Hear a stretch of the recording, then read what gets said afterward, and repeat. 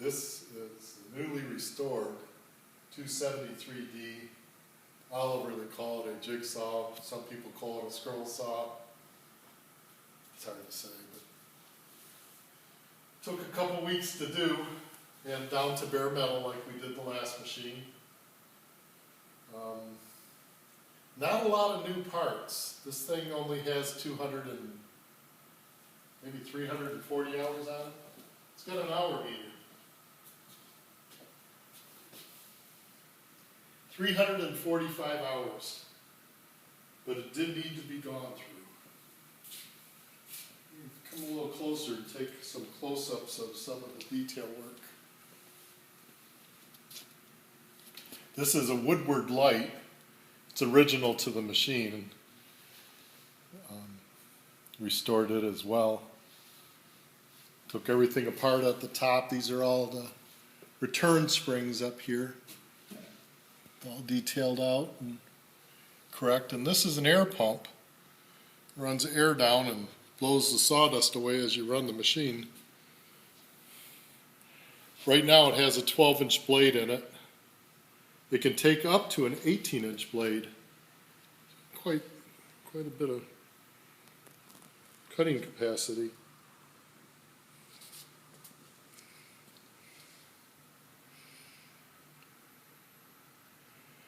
A lot of nickel plating and chrome plating on this machine for parts that stand in front of the camera like that. Parts that used to be bare metal are now plated. Apparently they had pointed shoes back then because that's the on button right there.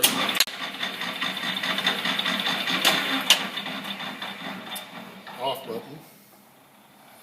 I wired the light into the on switch because people are going to use these machines that I restore. A lot of them, we go home at night and leave the light on. And I was able to shed one of the transformers that was on the outside of the circuit panel box in the process, which made it look a lot nicer, I think. It's got a 2 horsepower motor on it that's got a 4-speed gearbox attached to it. I thought when I first seen this machine that somebody cobbled a different motor onto it, but I was checking with Eagle Machinery and they said, no, that's the correct motor and that's the way it came. And maybe the only one that was ever built like this, I don't know, because I've never seen another one with a gearbox on it. Karen, why don't you take a picture? I don't know if you got that in film yet or not.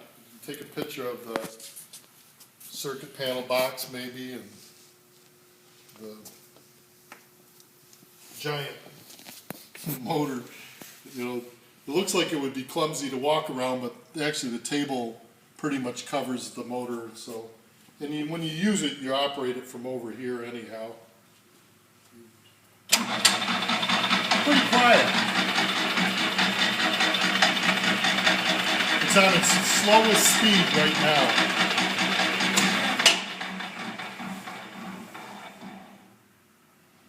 It was a lot of fun.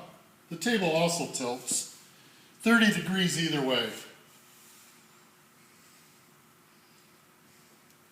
There's a big discussion in the shop today about why they turned the table 45 degrees to the column, and it always made sense to me, but everybody had a comment about it being clumsy to use that way. You can run some really long parts through it this way without hitting the column. You can cut parts perpendicular to the blade, really long parts, without hitting the column. One of the guys said, well, it should be turned so that the blade's parallel with, but then if you cut something long, you hit the column. So I think they thought it out real well and determined that this was the best way to put the table on. Blades are real easy to change, especially if you grab the right handle. That's the 12-inch blade. Do it again. Yeah. And you just tuck it in the bottom there and, oops. Obviously I haven't used this thing much. We're done. We're ready to run. That easy.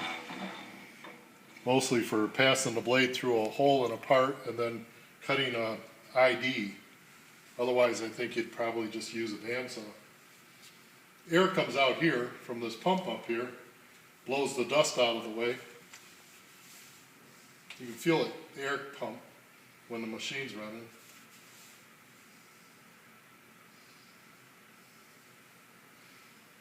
This originally came from International Harvester over towards Chicago. So, it's a little closer to home now. Michael Shane painted the parts for me. It's Karen's brother and my brother-in-law.